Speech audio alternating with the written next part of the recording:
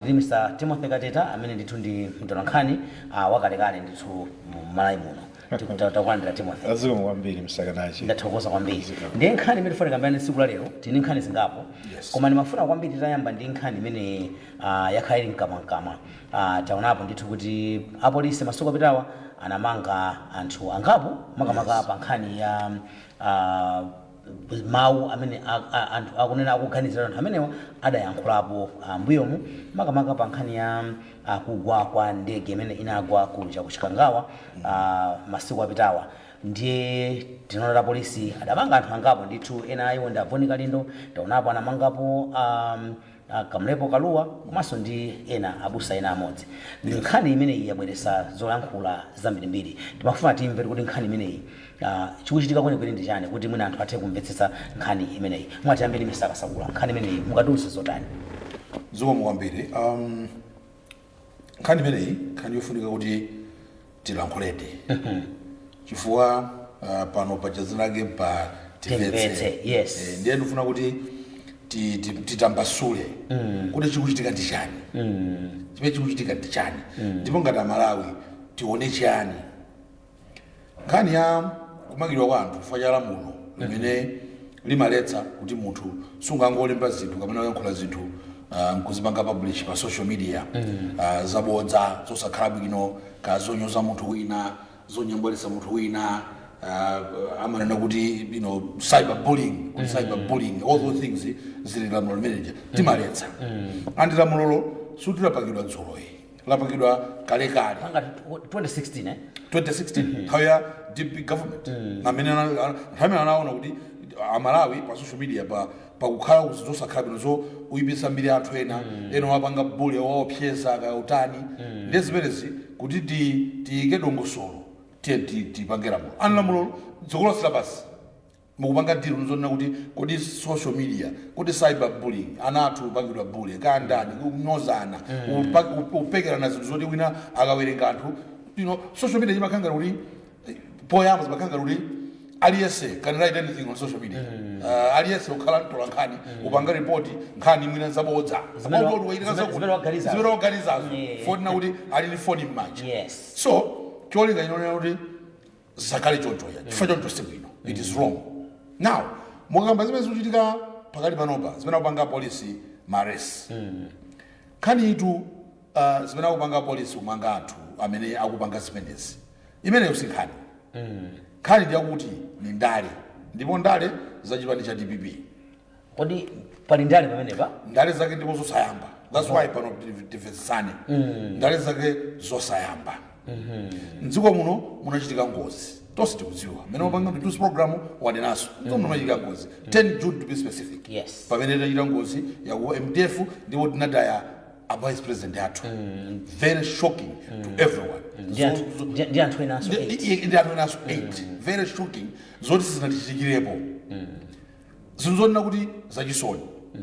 Ola president amene adaroza sakwera ni munthu wachisoni. He's not himself. Even when you see him today, you can see kuti a president is not himself. Because he lost someone who was very close to him. He's still mourning that. Chachitika chakuti chipani cha DPP ndena anzawo amene amasapota afuna kuti apange pachizokuti pati apange exact as much political capital or political leverage as possible from this unfortunate and shocking incident to the country. Iwo akuyang'anapo ndale. So ni ndale zimenezi. Iwo akuyang'anapo ndale kuti apezepo ndale and ndalezo afuna achite from abodza. Nabwera pano I think it was last week nana kuti moti zoona anthu ngana kuti a president ndi wapha vice yawo. Because that's the issue. Issue ndiyo kuti ADP afuna apake a president kuti a president na amene apha vice yawo. Whether negative kadi judge tikudziwa ka conspiracy tikudziwa. Yet from where to go the world government and the president have handled this issue kunena kuti agali chicho chimene amafuna anthu ka family ka chani even imene twaika maliro zinu ngati postmortem apanga independent chani pano as we speak kwabera even ozapanga investigate ngozi imene government has given in on anything. The idea is to show kuti yini ngozi, but DP doesn't like that. They want kuti tizenena kuti a president ndiwo apha vice yawo chimene chili chipoko chichuko Sadly, media, civil society organizations, Kayandani, we are falling right into the hands of DPP. We are busy saying, condemning my arrest. Fuso nila kuti, kodi mukanora polisi asa pange la mulo kuti ligwire ntchito. Asa mange awawa, amene amangawa, akamulepo, akalindo, ndemufuna polisi asimanga ndani. Are we building a fair society? So lamulo munapanga nokha. As a country with good intentions. Our police have enough reasons to believe that they have violated that law. We are saying no, they shouldn't. And the tikamala nkula condemning it ngolo kuna chipande chibodzo ka family. DBB. This is what. So who should police arrest on this? Should so what do they want? That the country should believe. Now is that right? It is wrong. It's despicable. It's disgusting. It's disgusting to think that's what we want because President you are using force things to gain political mileage. Force and you are using those things then the police is trying to stop that to say I heard even Human Rights Commission and so I'm saying I'm stopped. I'm saying so who should be arrested? Me? Is it me who should be arrested? Today if I go and record an audio or your water, they will arrest me. So me and the body can be financial.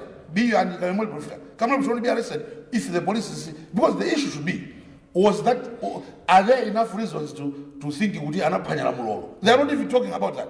They're not even analyzing what these 3 people or 4 people said. I'm going to know these are you are abusing this law. How is the law being abused? The issue here is Diliba Mario, and someone is trying to twist that for political reasons. Should the police allow that? Any responsible police in the world wouldn't allow that. Whether it's in America, whether it's in UK, whether it's what. So the question is, which I've seen somewhere, maybe I should stop there, my colleagues should join. The question is yes. That I want civil society, I want those people that are saying the arrests are bad. Is the civil society creating a lawless society? Are they trying to create a lawless society? Those that are saying these arrests are political, yet we know the arrests are being made because people are lying in broad daylight about an accident that we all feel bad about. It's like even the family. You saw the family. The family came out and said they have done this. They have used some words of somebody and they're saying it's a relation to what kunzimba. We have these are not his words. So all that the police have rabasi. We are taking advantage, we are abusing the law. How are we abusing the law? I think let's be calm and sober and look at things soberly.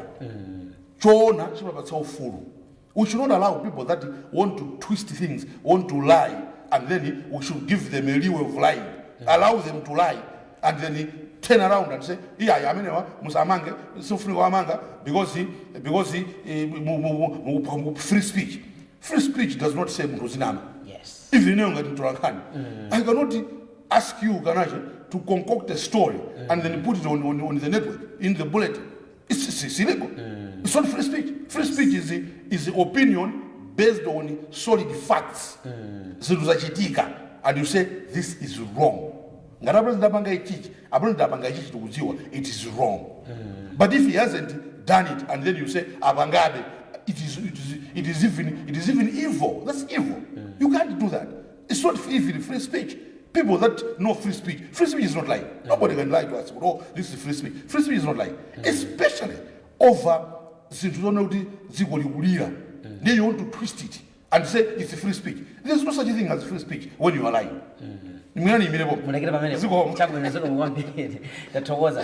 Mr. Kateta. Palimawa amene timagwitsa ntchito ndipo alesamadziwa amati nobody is above the law. Palibe munthu wina aliyense amene ali wapamwamba kuposa yani lamulo. Ande mwanena bwino ona kuti lamuloli linakhazikitsidwa 2016 2016 kunali chipande chani cha DPP now pali element yona kuti nkhani sizochita sokufunsa pakubwera ndi element ya ndale mutati muone kumabwalo a milandu komwe nkhani makamveredwa anthu amene amakapatsidwa mabelo utati uone composition ya anthu amene amapita mwezo ati ngati ma well wishers ambiri ndi ma politicians tsono ma politicians akafuna kuchani chifukwa nkhani inena kuti ya straightforward imene afotokozera Mr. Kasaula kuti apolisiwo akugwiritsa ntchito lamulo lomwe linakhazikitsidwa na kuti munthu sapange chilichonse cholakwika kudzera pa social media chifukwa zomwe zikukambidwa zijazo zitati zilekeredwe this country contain pakuzutika anake dziko likhozosokonekera chifukwa aliyense angokamba chake basi nditenge foni yanga ndipange rekodi chakuti ndikuganiza kuti ndege zinakhala makuti anthu amba amakhulupirira zimene zijazo slowly pamba nomachitikano dziko likhala lopandano osatsatanso malamulo muyambochitika zikwirikiti panopa ngati dzikoli timalikonda aliyense akhale more responsible. Mr. Kasakola akambapo nkhani yona kuti nkhani ya free speech we need to be responsible sungangodzuka lero ndingamba basi ndiyo kungankha zanga mwina ndayamba kunyozani nuyo ndikupake ni mwina nkhani akanache ndi amene ndi amabodza akanache amatampa ambirimbiri popanda umboni akanimanga aziti yayi mwina awawa alakwitsa mankhedo awo pali free speech amango he was exercising his free speech it doesn't make sense chifukwa tatione content yamwe imapanga security damage pamene dziko mpaka pano tikadalira tili 21 days of morning wina nkumafatsa ndi umatusa zomwe amankhula zija zinthu zoopsa kwambiri zonena singoti azikhulupirira zimene zijazo dziko lilo lakuti anthu tikali pamaliro aliyense ndi okhudzidwa president wa dziko akanali ndi onjenjemera kufika lero sakukhulupirira mmene afotokoza Mr. Kasakola he's not himself si achakwera amene timadziwa ajayi panopa is still trying to digest sakumvetsetsa ndewina kakhale busy uzikatumiza zimene zija apolisi akumangeni tisintha akuti ndale inu ndale zake za mtundu wanji kodi mmene amalankhula chonchomo what was the intention tinaona kale nthawi yomwe timayika maliro a vice president zinachitika zija anthu ena they were behind that pali malipoti they are behind that komanso anthu ena wamba anakhulupirira anthu ena ndithu anakhulupirira kuti mwina zomwe zinendwa zinzoona ndikupeza kuti the whole atmosphere inali very tense by the end of the day umunaona zomwe zinachitika zija ndi zimene ziyazo zilekeredwe inu mupange rekodi zanu zomwe muzidziwa zomwe muziganizira awasa apange rekodi zawo zipite ma social media dziko liti kulikonda kapasiti kulikonda komanso zomvetsa soni kwambiri ndapereka kaitsanzo na kuti mutati muone pankhani yonse kuchitikeni ndi maarrest awawo ambiri amene akuyankhula ndandale andi achipani chimodzi now what's their interest in all this kumbali kwakumoneka ngati kuti ayi osina ali pachisoni kumbali kuso afuna atengera advantage the situation in order to ignite anger pakati pa anthu pomawauza nkhani zabodza pomafalitsa nkhani zabodza poti panopa nkhani ili court we cannot comment much on that one koma the point is mutati muone there's huge politics that is being played and this politics ndona kuti if you are not careful enough as a country this country tizukhala pachisokonezo chovuta kwambiri and by the end of the day who are going to be the principal users if Malawi the losers if Malawi to lose kwambiri chifukwa we have got a country to look after we have got a country to run ndeti kakha kwambiri kumango dzudzula polisi ngoti wamangawi yeah it's politics inu palikale maonera kuti nobody is above the law kandwe mbusa kandwe shehe kandwe mpingo wanji ineyo mendukira ntchito ndine ndiolemba nkhani ntolankhani ndikapalamula singati yayi kuti munimanga ifanyani mufuna kuti samayankhule free speech ayi anena kuti yayi inu ndinatola nkhani komanso mmaina kukhala ndi malire you are supposed to be responsible so what we can talk about now ma politicians ena asatengere pa advantage this situation to score the political manage it's very bad chifukwa chinso pachingachitika panopa they are also going to lose as a country we can lose a lot tikasikira kuti izi zingochitika alisazingopanga zake munthu akangomangidwa by the way makhoti akuno they are very competent sikuti akamanga munthu ndi nthawi mwampezero lako ayi tiziyasira makhoti aja azipanga ndondomeko zawo zabwino let the courts do their work tisakhale ngati kuti makhoti aja tiwapanga influence makhoti aku Malawi they are very competent amadziwa awachabwino amangidwa okay atende apatse belo mulandu uyambike ngati solakwa people have been freed why is it that anthu ajamati akhala kuti apanga free enaja sitimankha kuti apanga free pazifukwa za ndale makhoti no tiyeni tisiye makhoti adzigwira ntchito yawo bwinobwino without any political influence because by the end of the day tikuzona ngati kuti titenge advantage situation iyo koma the beauty about Amalawi ambiri ndiozindikira amatha kumaona kuti apa choonadi ndichi chabodza ndichi upeza kuti amene afuna atengera advantage situation apa nopa they will be embarrassed because Amalawi ambiri amazindikira ndipo Amalawi ambiri amamvetsetsa amene zinthu zikuyendera so in conclusion ndona kuti nkhani iyi tiyentisiye malamulo adzigwira ntchito chifukwa malamulowo kupanda kuti asamagwire ntchito dzikoli likhala dziko lachikwirikiti dziko lachisokonezo ndi amene mwina angamakhaleni maganizo kuti apapa ife tipeze political mileage nawonso azapeza kuti by the end of the day they will be embarrassed chifukwa chani amalawo ambiri ndomvetsetsa amalawo ambiri amazindikira kuti choonadi ndi ichi cha white ndi cha white cha black ndi cha black cha red ndi cha red so ine chomwe ndikanapempha andale amene afuna atengere advantage situation iyi kuti mwina angapeze mavoti azazilakwira ndipo azakhumudwa chifukwa chani amalawo ambiri akukhulupirira maprocess amene akuchitikawo kwabwera ma independent investigators amene ena achita kuchokera ku Germany ndipo boma nakuti amene achitida si agwire ntchito yawo ife sitilowera chilichonse ndipo whatever they are going to find out tizazisiya mabanja okhudzidwa tizazisiya members of the public wina aliyense azapanga judgment yake malingana ndi ma investigations ma results ake ndena akuona ngati process imene ichayo tiye tizisokoneza tibwetse kwambiri ndale ya tikulakwitsa kwambiri ngati dziko kulakwa chabwino Mr. Soko tinene kuti kapena lamulo limene adalikhazikitsa mchaka cha 2016 lokhudza za internet zimene tikagwiritsa ntchito kapena mwina sipanachitike civic education yabwino kuti amalawi amvetsetsa kufunika kwake kuti kodi social media kodi internet tingagwiritsa ntchito bwanji tingankhulepo chani mali athu akuza kulekera pati kapena tinene kuti mwina panalibe civic education yokwanira mwina basics mwina poyankha funso lakolo ndingoyambira kunena kuti from my area of expertise ya economics timakhulupirira kuti no anthu tiliko kuti no boma ndife emwe tizipanga zinthu zonena kuti umwe wathu tipanga improve tipangezi mawa tikagule chimene tikufuna kudya tikagule chimene tikufuna kuvala tikapange chilichonse komano kuti zimene ziyazitheke zimafunabe order unfortunately amene kuti nature favors disorder for that reason I think akundimvetsetsa kaya but nature favors disorder for that reason dziko linakhala pasi ndikuona kuti because nature favors disorder then let's set up the way we can put things in order one of which is through kupanga seti malamulo ndiyeno ma systems akuno kumalawi ineyo ndimakhulupirira tili ndi popanga seti malamulo tili ndi parliament cheka mopanga khazikitsa lamulo ngati lamulo tikulankhulani la 2016 cyber security act limene tinakhazikitsa ndifeyo kudzera mwa aphungu athu amene achapanga enact lamulo limene lija from there tinagwirizana nazo kuti let's set executive imene izipanga enforce malamulo amene acha kuti no dziko mkhalibe chake order imene tikufunayo kuti zinthu zonse zitani ziziyenda bwinobwino ine ndichoke apa kuzotuka pano mwaufulu kupita ndipita ku shoprite ndikagule chinthu imene ndikufunira ndikati kutero zimatheka zimene zozo unless there is what order ndiyeno ife ngati amalawi tinagwirizana naso kuti tiye tipange set executive imene imatsogolera ndi president of course then puli apolisi kuli achani aliyense department yonse imayang'ana mbali yake and tikuyankhula pano ndi nkhani ya enforcement ya order and amene amapanga enforce order imeneyo malamulo amene tinakhazikitsa ndi apolisi kuchokera pamenepo nkhani munthu akakhala kuti wapalamula mlandu umene tikunena wa cyber security wapalamula oloka mlandu wina uliwonse ngati ndaganiziridwa kuti ndapalamula kapena wina aganiziridwa kuti wapalamula dziko tinakupatsa mphamvu wa polisi kuti anditenge andipititse ku court mene kuti pamene talekeza panopa topona takonza lamulo tadzafika ponera kuti apolisi andiganizira kapena aganizira auje kuti aphwanya lamulo sipotera nkhani ndimona ngati kumvetsetsa kwa lero pa nkhani izizi ndimona ngati tikanamakhala ndi nthawi yopatsa mpata ma departments amene tinapanga in trust malamulo because those departments are operating under malamulo amene tinakhazikitsa ndipo ife ngati amalawi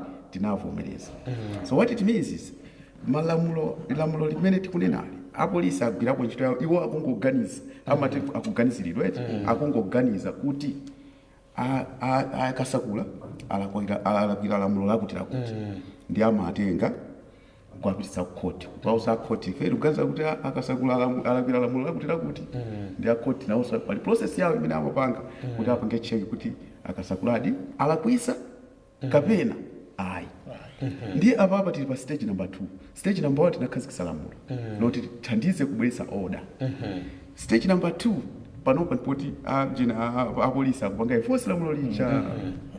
Stage number 3 sitinafike ndiye timaona ngati kuti titakhala ngati tadekabe pang'ono kuti stage number 3 jatione kuti kodi achatinapasa mphamvu yotanthauzira malamulo ono ndi evidence imene ilipo apolisi akabwesa yawo antiso olakwidwiranso chaso amapasidwa mpata woperekanso evidence yake kuzithandiza kuziteteza iti kuzipanga defend zimene akazipanga akaziunguzaunguza akamaliza then akhoti apereka determination. I think it's until then we can be commenting to say zakuti mwakuti mapapa ndikuona ngati ndikupanga kaphulira kulankhula kwa ine zonsezi ndikungobwerezazo ndikufuna kubweresa order kuti ife tizikwanisa ineyo muzikwanisa aliyense azikwanisa kuti aine ndifuna ndipe kublantana ndikapangeza kuti bwino osawopa china chake aine ndifuna ndipangeza kuti bwino osawopa china chake. Comment yanga ndiyo yotero ankulu ameneyo nkhani yake amapanga zachuma. He's an economist. Ndi expertise yake ndifanike mutati muone mwina akuyankhula kuchokera kumene kufotokoza lamulo ntchito yake ndi chani ndimayambira kuti makathera kuti ndiye mwina amene tikupitiriza timalize manji nkhani imeneyi Mr. Kasakula ineyo comment yanu posiriza pa nkhani ya anthu amenewa zimene apolisi anachita potenga anthu ena apita nawo ku khoti padakali pano anthu andithu watuluka pa belo koma popita nawo ku khoti ndimene nkhani imene akhale kuyendera ndimene anthu ena akhala kutengera pamwina mwayi kumalowesapo zina ndi zina mungatamvera pa nkhani imeneyi mwina mungafotokoze mawu anu omaliza utani ineyo mawu omaliza ndi pempho kwa amene amalankhulira mwina civil society amene mwina amalankhulira mwina mabungwe ngati Malawi Human Rights Commission even machalichi asana ikepo mulomo pa chinthu azifuza kuti kodi kupasi kwa chinthu ichi kuti chani because tawazina mwina ife ya media timangowa imbira foni tiwapita ukajambula kuti alankhulepo mwina mangolankhula zongoti basi ningowa yanka wanthane nawo akayike interview mwina nkutheka koma mmanangati kuti they should give a little more thought to what they are saying because zimene akulankhulazo zikapita ku dziko zili repercussions. Nkhani ili pano ni nkhani ya ndale ndiwo asankhe ngati aupanga support anthu osakhala bwino okwisa chinthu chimene choti chapweteka dziko iwo muti chimecho achione Israeli pamodzi pachitika maliro muti wozilira yofuna kuti kodi amene apitawa ineyo chimene ndikhuzotengapo njani akasakula apita kuti wacha ndachimwene yanga kanda akhazene yanga alali ni galimoto alali nsabato zimanisangalasa zimene zija nitenga zimene zikhala zanga ndikambogana zimene zikhala zanga iwe sukuganiza kuti ulibe chisoni mwayo mulibe kuti mbala kuwapita iwe ungukhala kuti iyeyo mmene wapitamo wasiya chani choti ndikhozopeza kumeneko ndikulako ndi amene ausapota zimenezi adziwe kuti that's what they are doing. They are using the death of a vice president kufuna kuti abange promote zoipa taking advantage of somebody's passing on to gain political mileage. How? By lying. So they should question themselves whether that's their motive. If that's their motive, then it's a bad motive. To us, the same we face in media, same thing.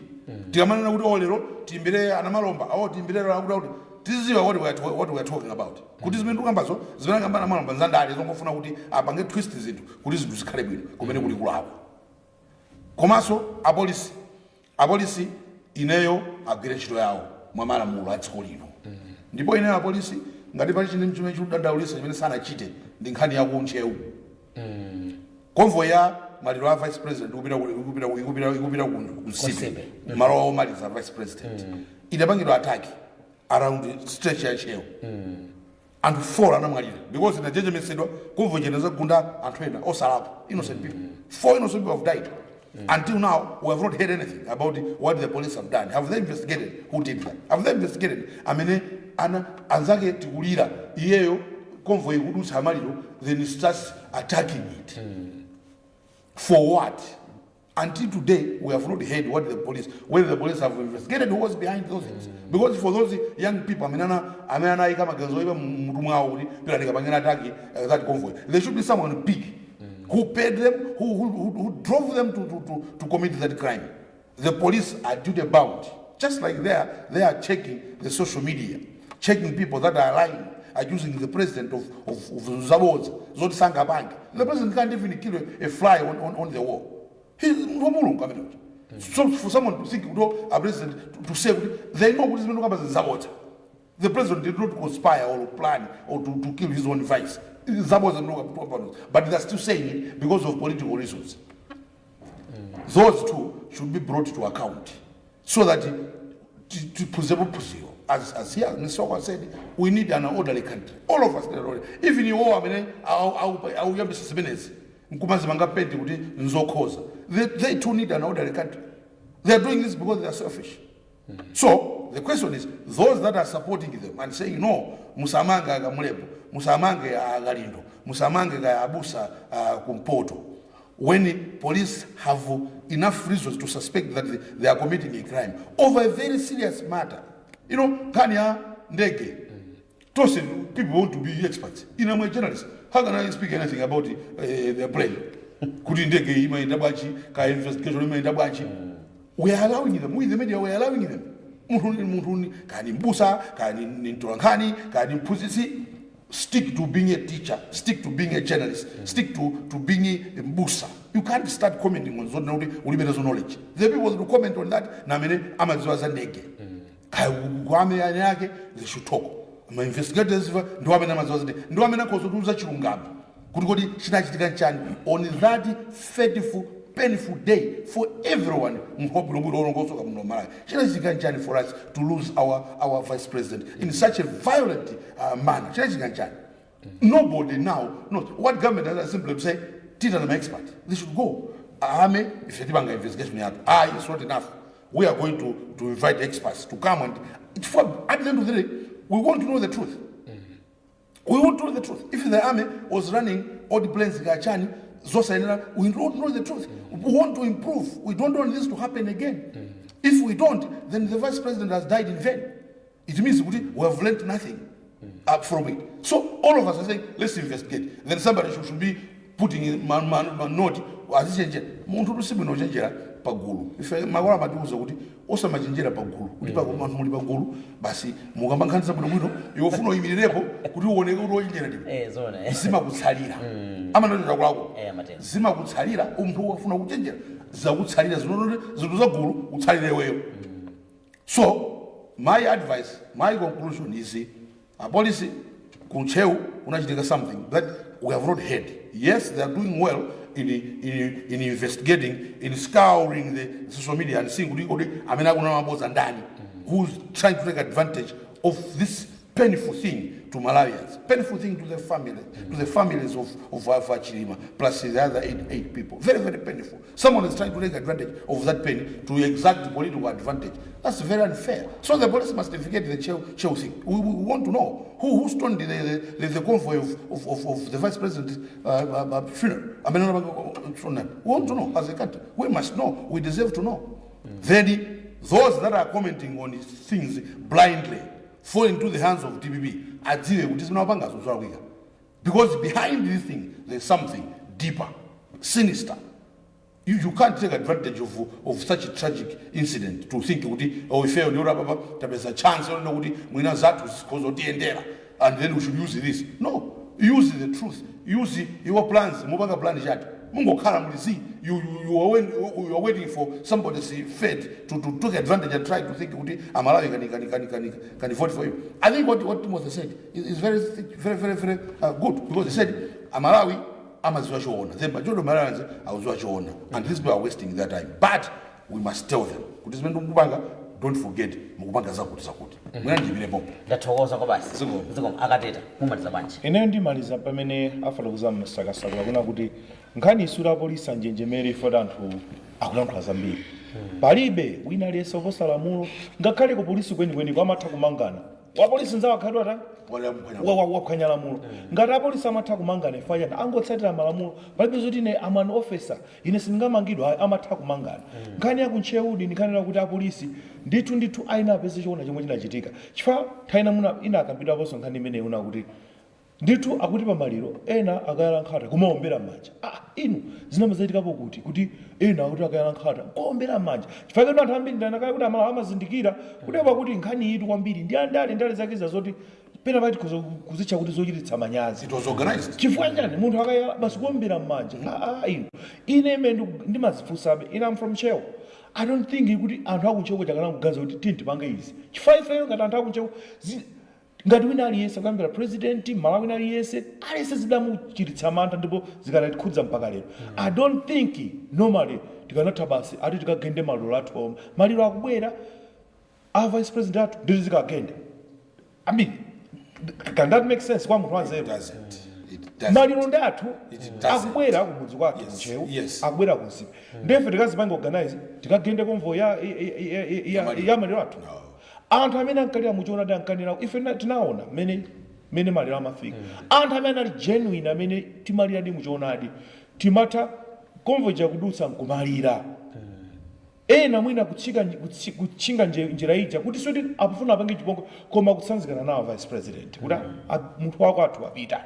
Now I don't think mpaka lero munthu wakunchewu a sensible person tikanatokhala ife tomwe akunchewu amene tikulira kwambiri ndeti zikagenda convoy pamenepo pamene ufuna kuti amalawi ambiri akumatha kudabwa apo pati pali ndale zake zochititsa manyazi nchifukwa pena pake nombono yake nakaoneka kuti ena akuyala nkhata ati kuombera m'manja inu pamaliro maombera m'manja ena akuyala nkhata. So this is speaking something that is bigger. Now that big thing is ndibwereza mawu amalawi amadziwa ndipo amalawi ndi ozindikira. Amalawi by the end of the day they are going to digest this ndipo they are going to make a very very good informed decision. Ndipo amalawi ambiri kamazaduka ma investigations but that's such azaona choonadi kuti choonadi chichiti ichi kwa ife amene tikutenga ngati kuzotengapo advantage apapa nkugaza kuti mwina tipeza mavoti ndikuona kuti pena pake tidzachititsidwa manyazi ndi yankhula zomwe anayankhula amene amankhulira bungwe la park iwo ndi Reverend Gifford Matonga mmene tidayankhula nawo anena kuti zomwe apanga president achakwera pa nyengo iyi ndi zinthu zoti aliyese tikhale chete ndikulingalira mmene the way he has handled the situation ndinamalira number 1 president but he has tried as much as possible kuonesa kuti chilichonse chikhale mchimake. A president atukwanidwa a president anthu akhala kuyankhula zambiri even a single day sanayankhepo koma atuzokamba zambirimbiri ma social media atukankhula iwo sanayankhepo akadalira ndipo akulira amene anamutaya president ndi anali vice president wawo akadalira ndipo Reverend Matonga ndakuti president chakwera pa nyengo imene waonetsa true leadership akuti unique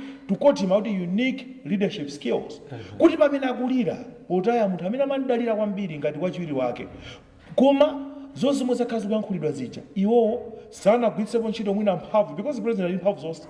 He can use the army, he can use the police, he can use even kuchipaniko ali ndi anthu amene akuzogwiritsa ntchito toke toona limene andipangira attack defend me. What if the president can do that? Dziko lilikhalapo koma achakwera aonetsa mtima wa a true leader ndikulira zoona ndati wachiwiri wanga koma I've got a country to run. Zambiri zikuchitika okay zichitika ineyo as a leader I will remain steadfast because I've got a country to run. So kuimaliza nkona kuti ngati our public affairs committee analankhula because public affairs committee is a purely independent institution kapena organization satengera mbali iwo ayi apaki pakalakwika matani kodi amalankhula zikakhala bwinonso akulankhula kuti apa tiyeni ngati amalawi ena asatengerepo advantage situation yomvetsa chisoni. President chakwera aonetsa ukatswiri kapena ukadaulo right ukadaulo ina kwa pamwamba na kuti ndili munyengo yolira ngati munthu amene ndaluza wachiwiri wanga koma ndi dziko lomwe lena kupita patsogolo ine sindipange chona kuti kapena ndonse ndini mphamvu zonse ayi koma poti tonsefe ndife Malawi tiye tilire limodzi zinatigwera koma tili ndi dziko lomwe tiyena kulipititsa patsogolo. Amene akuyankhula mwa wachipongwewo akungolakwa chifukwa munthu amene akuyankhula za chipongwewo ni munthu amene afotokoza kale Mr. Kasagula ni munthu opemphera munthu amene background yake ndi opemphera mbusa tsopano kupeza kuti zambiri zikuchitika, zambiri zikuyankhulidwa, apolisi afuna kugwiritsa ntchito malamulo kuti amene akupanga zimenezozo akhoti ndi amene akagamule kuti awa adalagwiritsa amene sadalagwiritsa. Ndeti kanazisa zonsezi ziyende bwinobwino, dzikoli ndi lomweli. Tilibenso Malawi ina kuti uyu ndi Malawi 1 kenaka ndi Malawi 2 dzakhala ndi Malawi 3. Ayi, Malawi ake ndi yomweyo. If we bring zidona kuti tisokoneze dzikoli, we are going to lose. Koma ngati tingakhale limodzi panthawi ngati imeneyi, ndikulira kwalira abathu amene tinawataya kuyambira vice president komanso anthu ena aja 8, tikalira modekha mogwirana mkono dziko lipita patsogolo. Ndale zitenti ziponye kuja chifukwa ndale anthu anali kale ndale sititani kuti ndale sitidya pala amene anakhuta apo ifa ndadya ndale ine ndakhuta ndale no, ndale sitimadya, ndale tensi apo ndi dziko lomwe tiyenda tipite patsogolo, tiyenda apange support a president Chakwera pa nyengo yowawa ngati imeneyi. Tisaonjezere mabala ayi. Kuyankhula kwathu usakhale kuyankhula kuona kuti kukhale ngati kugawanisa dziko. Ayi, tiyeni kuyankhula kwathu timange dziko. Chabwino, tathokoza kwambiri Mr. Kateta. Mr. Sok, mulitoti muonjezere kapena kuti mumalize program makamaka topic imeneyi. Ine ndimona ngati comment lima nena kumapeto nali kuti ndikusendera. Pamwina tingobwereranso kunena kuti for us to develop ngati dziko tina tikoletsetse kuti tikhale ndi order.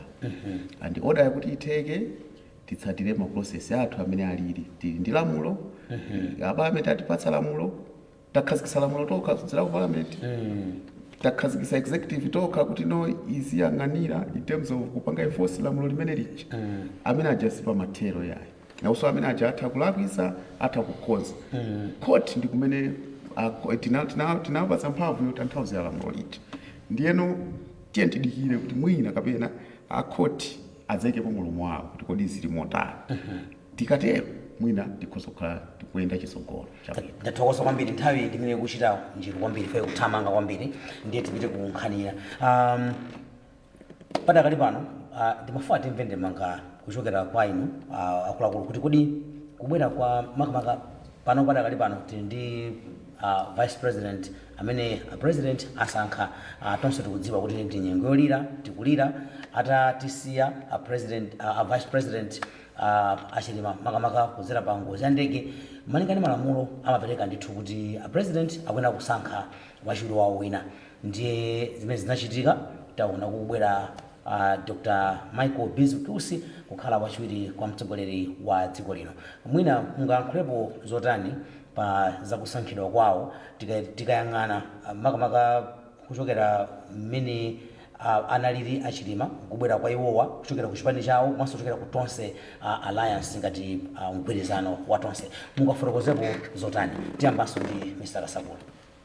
Poyamba ndine kuti that decision imene apanga president yoti asankhe Dr. Michael Usi kuti akhale vice wawo akulowa m'malo mwa malemu Dr.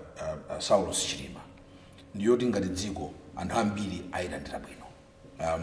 Mwina amene aganizira kuti sana landire motsimikiza ndi chipani chawo cha UTM. Koma mukakamba ka mabishopu ka civil society Timothy Magamba Paki ndiye ena ambiri mwapangarani masuala ambirimbiri pa television mamu muzimasochero Malawi ka ndani aliyese wanena kuti decision yabwino. Koma mafuna ndinepo ziwiri blessings. Choyamba chakuti a president amene opanga zimenezi malinga nkhani ya malamulo tikadalira achilima ndipo masiku sanathe tikulirabe ena nkumanena kuti tikadalira maliro ndipo nimaonanso makometsena mwina ngati ku DPP ko anamalomba kaya ku UTM ko makomenta makhangati kuti osafuna kuti atsekuke koma okhangati kuti zinthuzo afuna kuti abwerere mbuyo pang'ono. Ndene manena kuti a president amene opanga zimefa cha malamulo analibe choice amene opanga choncho kuti olotikadalira malamulo amanena kuti 7 days mupange replace ndipo oloside namene azatuluka poyera kuti mmene zakhaliramo mmene zatigweramo pafunika kuti a president in 7 days abwere ndi vice president. So he was complying to that. He was complying zimene zozo. China chofunika chimene lonanga kuti a president got it right nkunena kuti atenga munthu wa ku UTM amene chipati chimene chili mboma chili mu alliance mmene timachita masankho wa 2020 as a president anali mtsogoleri wa alliance so tonse alliance and chipani choyamba kumeneko ndi MCP obviously the biggest chachiwiri ndi chachitatu cha UTM that's why iwo president ali president lero chifukwa amatsogola chipani chachikulu obviously chamavota ambiri kutengera zisankho zakumbuyo achilima chimodzimodzi number 2 zinazo mobwera mbuyo that's why it was automatic kuti achilima akhala running mate ndipo akhala vice president today kuti a president apitaso kuitwe mkonko ngukatenga amaiko usi kuti akhale vice wawo it means akulemekeza alliance koma more importantly in my view akulemekeza achilima musayiwale kuti 2019 tupanga masankho 2019 UTM itapita payoka MCP payoka zipazina payoka achilima adatenga amaikosi kundiwo running mate itakwana nthawi yawo yokapereka mapepala adapita kukomesa uko pa tractor mukumbukira zona amayendesa nachilima chitrakitala amaikosi ali pali popa so what the president has done is simply to respect the wishes of Dr. Sausio if Chilima had won chisankho cha 2019 as president the vice would have been my boss clearly the vice would have been my boss he was telling the country that ineyo mukanisankha president amene adakhale vice wanga ndi akulu yawo mfakira kwa limodzi trakira pano ubwera kukomesa kana kuwapita mtawuni utakwera trakira so today the president has remembered that nkunena kuti no I'm not going for any because the president had the right to go for any other malaria tipo 20 million oloniyo akanache olakatenda olasoko oloyine bano akanafuna asokajana oloyine akanafuna akanena kuti George Kasakula namene akhale vice president anthu mukadaona kobera ndisankhabe but he said no munthu womusankha ni mene nzanga amene wapitayo amene ndikulirayo akadakonda probably yeye wapita sangalankhule koma probably ndikatenga uyu nikuganza kuti mwina mzimu wake ukona chifukwa amene amamukhulupirira today kuti ku UTM kumene sikutachoke mawu onena kuti kapena othokoza kapena opanga endorse is puzzling to me and others and many chuchitika chani atiuza kuti kadalira kayakumana is it tomorrow whatever to discuss leadership ikachani zimenezo ndamva koma it's still puzzling it's still sending a wrong signal to the country kuti iwo akuganiza chani poti mwini wake amene namyadampasa kuti yakadakhala president mwini wake uyo akadakhala vice iwo aonapo chani ndi atiuza nthawi yayo kakwana atiuzire but otherwise to me it was outright a good decision and I'm not surprised that everyone including churches including the Roman Catholic Church the powerful Roman Catholic Church where Chilima was a member a very strong member quickly actually maybe they were the first to release a statement saying this is a good decision so divist ulaga because as I said they are looking at everything could have a political advantage so any little thing that happens any big thing that happens they are not looking at what we others are looking about Maliro and Chisoni and Jani and decisions are going to what you say kuti tipezebo tichitepo ndale ndale zoti zitipangise kuti ife mwina chisangoti wina kati pange chani tipangepo chani so for them probably they are not worth taking seriously for me it is the UTM where I'm a little bit puzzled on their reaction to the appointment of Michael but we will see zituluka kuti what are the issues that they are worried about mwina nimire bomba chabwino no ndathokoza kwambiri muninde manga Mr. Soko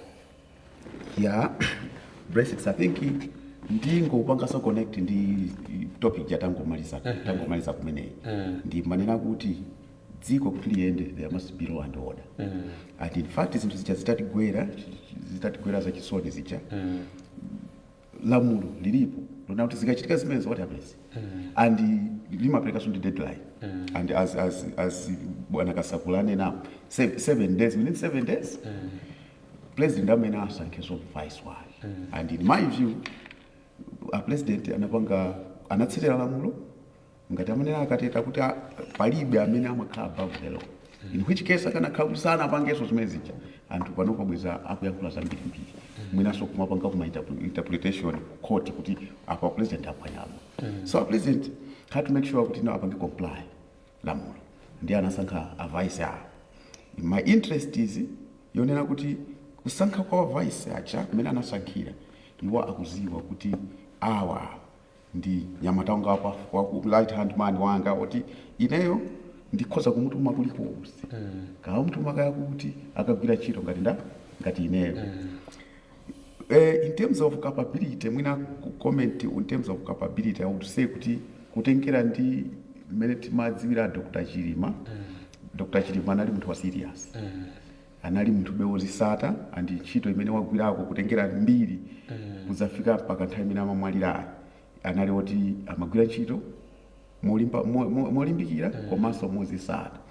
Ndiye kusankha Michael Usi 2019 ndikunena kuti awa azakhale vice yanga. Meaning kuti anali confidence mwa amene acha Michael Usi acha. Ndiye what the president has done in my view is simply to respect Chilimaja. Potiso a president iso amatsatira Chilimaja ndikuwapasa kwa mvesesa anaso ndi confidence mwa Chilimaja kuti ndi munthu wosata. Ndiye ngati munthu uyu ndimadziwa kuti uyu ndi wosata zinthu akupanga recommend it means kuti ndotaniso ndosata zinthu.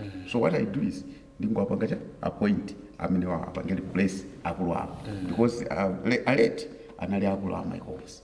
So in that view, in my case, president apanga chinthu chadongosolo sanaphwanyira mulo komanso in terms of capabilities I believe kuti a Michael Usi sangatichitise manyazi kulikonse kumene president anga atume kukayimira dziko malo mwa iwo olo kugwira ntchito pena paliponse malo muno malo mwa president.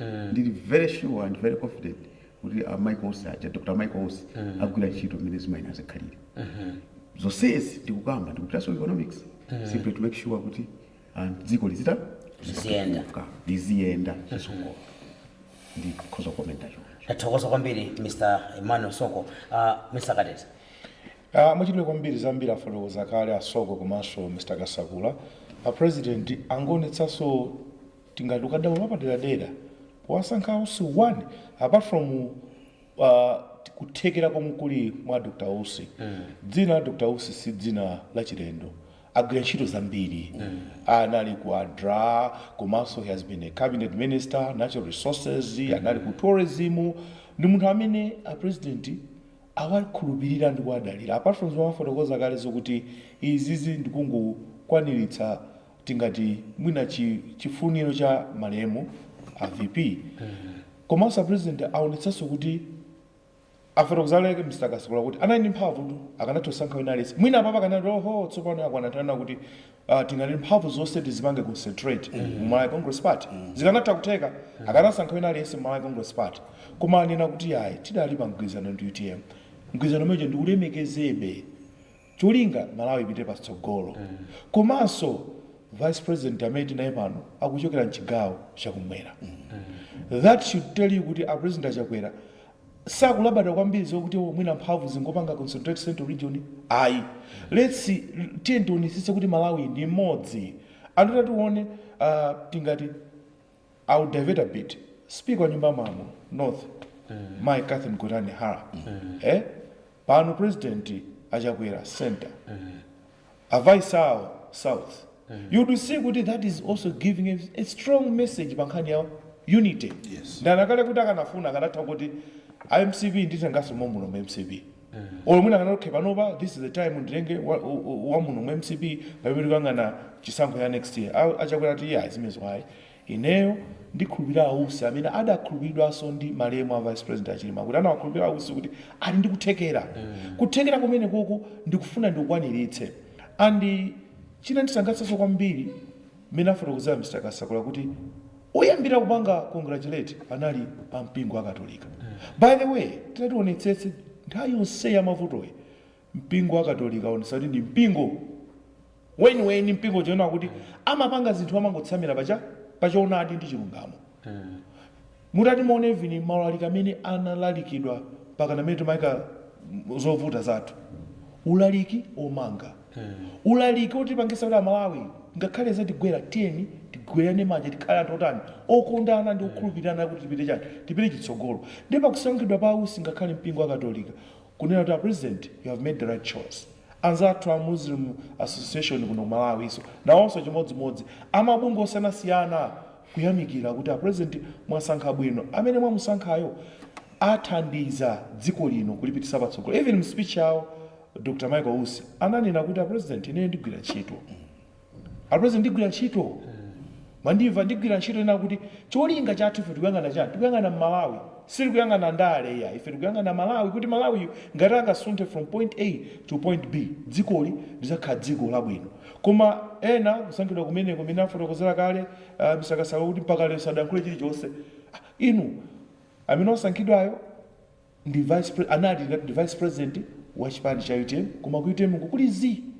koma ndapoto okay kumangoziyang'ana ndiyeno moving forward ine my expectations anga ndi my expectations ama ambiri president anapanga choice yabwino ina kuti ausiwa ntchito zawo ziwachitira umboni zakhazi kwachitira umboni mina kha minister of tourism pano minister of natural resources pano mpando wakulu ngati umene vice president wa dziko ntchito zawo zachitira umboni ndipo amalawi ndi amene tili ndi mwayi wonse amene tikhale tikupindula chifukwa kuti mgwirizano wa president achakwera ndi ausi cholinga chawo iwowo maganizo amakhala ngati ofanana kwa iwo anthu onse awiri amang'ana kwambiri kugwira ntchito mopindula Malawi nchifukwa president achakwera akuti amakhulupirira kwambiri servant leadership kuti ine am the servant of the people sine bwana wanu yayi koma ndine servant ndili pamwambapo kuti ndikhale okutumikira ngati the principal servant ndiye pati ndi servant leader Dr. Chakwera ndiyenso tilinso ndi Dr. Michael Usi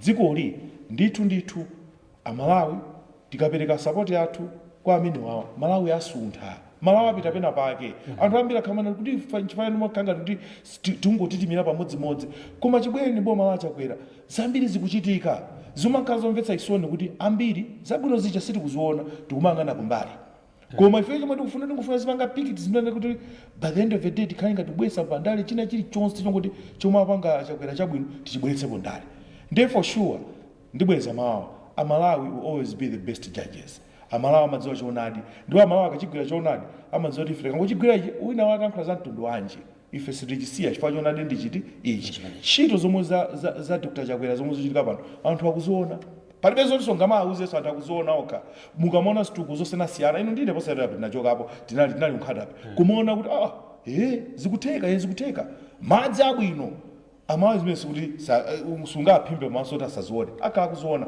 nawo combination ya Dr. Chakwera ndi ausi combination yabwino kwambiri chifukwa onsewo akuyang'ana Malawi wa 2063 and beyond. Nathokoza kwambiri Mr. Kateta. Mr. Kasakula nthawi ino ikuona kuti athamanga kwambiri mumaliza bwanji program iyi tsiku la lero iyayi nkhani ndiyakuti ndiyambire nkhani yoyamba amalawi tisamango utengeka nzinthu zoti anthu ena akutigwiritsa ntchito pa zinthu zote kuti tife tili pakisoni wina akuona ngati pakisoni ipo mpoti iye atengerepo danga lochita ndale ifeyo amalawi tisamavomere zimenezo malamulo a dziko ndi malamulo a dziko tipange beautiful side ona kuti aliyense is equal before the law ngati akamlepo kaluwa alakwitsa apolisi agazo kuti alakwitsa chora samangire chani ngati aboneka ndo alakwitsa apolisi agazo kuti alakwitsa chora samangire chani kaya kulabusa amene sanayendese bwino zinthu kani wansembe kani mtolankhani ngati taphwanya malamulo kwina kulikonse ndi imene zimayendera suti kunokoza kakhala zosiyana ndiye kuti tizitembere nkonera kuti ko malamulo yemwe polisi agwire ntchito tipange suspend ndiye mwina ziyanakamba ndani konano kha anduna za information ula ndeka sinene lamulo ku parliament tu koma otherwise long as lamulo lilipo it has to be applied and we are all equal before the law there shouldn't be selective justice more importantly especially pasino zonona kuti nzamaliro kuva chisoni ndi somebody should be saying zinthu zabodza zonona president wala pafa isawo cholinga choti anthu akhulupirira zimenezo anthu akukhulupirira zimenezo bodza mukamali kamba kawiri limambo khachoona pamene sichoona so the idea of DPP is kuti azikamba boza they should use their operative C and anthu ena kandani azikamba maboza ndi maboza awo apange stick anthu azidiwo a president na amene adapha vice awo chipukupere kuli kulako it's disgusting it's very bad so amalawi tizipenya tizikhala openya usamango uteka kanziri zonse foti makamaka a civil society. Civil society should not be used by Andale to comment on Zola just they fall into the hands of Andale. Just like that, blindly fall into the hands of Andale because of the comments that they're making. Even us in the media, it's the same thing. We fall into the hands of Andale because we want to lie on their behalf. We want to promote their lives. We want to thinking it's human rights. It's not human rights. You lying about someone, you can't call that as a right. It's not a right. It's not a human right. So, zimene zwamala tiziona. Kani amai kwa usi, I think Timothy waita masula bwino. Kuti apart from kuti iwo ndi maona afuma achikumbu amapanga comment one of the stories akuti mwana wanga. So Mulanje has gained as a vice president. They should be proud. Yes. Indeed, the whole southern region should be proud. At the end of the day, it says a lot about the spirit of the president. It's the national unity. Dziko lilatose. Nde maudindo akuluakulu sakhalemba limodzi. Kuti awose dzingokhala ku Central Region, kapena dzingokhala ku Mpoto, kapena dzingokhala ku dziko lilatose. Tosa Malawi, dziko lilatose. We only have one country called Malawi. And we should be happy, we should celebrate that we said house there is someone that thinks along those lines. So gawa dziko, ni okonda dziko. Even as Rugamakamba Timothy, augawa pena paliposi. Kakeke olonkaka ngono tigawane. Chifukwa keke nkatose. Osalano amodzi kapena gulu limodzi, kapena mtundu umodzi, kapena chani ai tigawane kakeke. Ndiye mmene akupangira president choice ya amai kwa usi ine ndimangoiona kuti achilima zimene akadafuna potengera zimene amene amukechero achilima. Timothy said no, but even in terms of national unity, it's a very good appointment. There's been so Amalawi Sangha, let's celebrate it. We have a president in the State House that he agamapanga decision. Sango panga kumwanyisa uzodzikondo da ningo sankha kapena achimwendo ka ningo sankha andani one of the ministers ai koma usankha kuti tipange dziko limodzi. Ndathokoza kwambiri Mr. Sakula. Mr. Soko, do pass in 30 seconds. 30 seconds, I think equal. Chabwino. I like it. Iwo ambanga comment kwambiri za economics. Economic sense. There is easy to zakura kumana ndi mavuto awiri. Akuita. Akuesetsa. Blessings pamene palibe mavuto ya. Komano sinakano umayenera kukomenta ku based on zimene ukusiwa. Expertise. Komano so zimene zithandise dziko. Exactly. Kwa ineyo ndipona ngati kuti kumaliza kwanga program imene ndikunena kuti ndipempha kwa aliyese dziko la Malawi aliyese ali ndi udindo tiye tionesese tonse aliyese udindo wake autenge mpaka pamene umatherapo kuti dziko lino likhale ndi law and order. Zikatero tikakhala ndi law and order bwinobwino dziko litukuka. Fact kuno ku Southern Africa mwina ndife onthu omvetsa isoni ngati dziko in terms of mwina chuma iti komano zimenezo kuti zitheke tidzafike kumasomphenya athu aja 2063 we need law and order. Kena kuti zipanga zinthu mwadongosolo umene zinthu zimayenera ziyendere. Ndeti mawa tizanena kuti okay 2024 tinali pakuti koma panopa 2030 tili 2063 tizakhala mwakuti. Ndiye pempho langa tilimenelo department inayo yonse imene responsible ndi zinthu zimene mapangazo izipange imene zimayenera kupangira. Komanso tipase mpata department imene ichayo department iliyonse tipase mpata igwire ntchito pa nthawi yake imene ayigwire. Tikatero ipanga decision yolondola. At the end of the day tonse tizakhala tikuimba kwa. Ndathokoza kwambiri Mr. Soko. Ukhanga ndi mwayikwanisa. 30 seconds.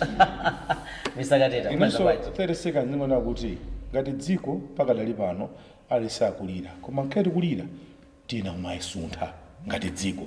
Kuti tisunthe bwinobwino tiyepetse kumangobwetsa ndale pa zinthu zosayenerera. Mapeto ake tikhala kuti tikuchedwa ndi ndale. Komanso pomaliza penepene kuti tiyenda thandize apresident athu Dr. Chakwera amene iwo kwambiri akuyang'ana dziko la Malawi sakuyang'ana ndale akuyang'ana dziko la Malawi kuti izo sizitheke atisankhira Dr. Michael Usi wachiwiri wawo koma kwakulukulu tiyenda apase support tichepetse kumagwiritsa ntchito mafoni kapena ma social media molakwika akatimanga pano tidziti ndale ukupanga chitola komanso tichicho mondipanga chinthu cholakwika nditumize pa social media akangoti andimanga ine Timothy Gateta ayi ndale anthu ankhani maufulu athu echani tikatero tichedwa ngati dziko. Ndithokoza kwambiri akatesi. Pamenepa ndiye pakhale pamapeto pa program yathu ya lero ya Timvetse kuchokera kuno ku MBC imene ndithu tsiku la lero sinali ndekha mstudio muno nali limodzi ndi Mr. George Kasakula. Ndithokozeni Mr. Kasakula kuti munapeza nthawi program tsiku la lero. Zikomo. Ndithokoze Mr. Soko Emmanuel Soko amene ndithu munapeza nthawi kuti khale limodzi tsiku la lero. Ndithokoza ndithu Mr. Kateta ndithokozeni kwambiri. Zikomo kwambiri. Ine ndi Blessings Kanache ndithokozeni kwambiri so inu amene muli pamenepo amene muonera komanso kumvera program imeneyi muzakhale pompo tsiku lina chakuti akalola zabwereso ndi program ina ya Timvetse. Pirizani kuonera ma program ndi kumvera ma program otsatirawa.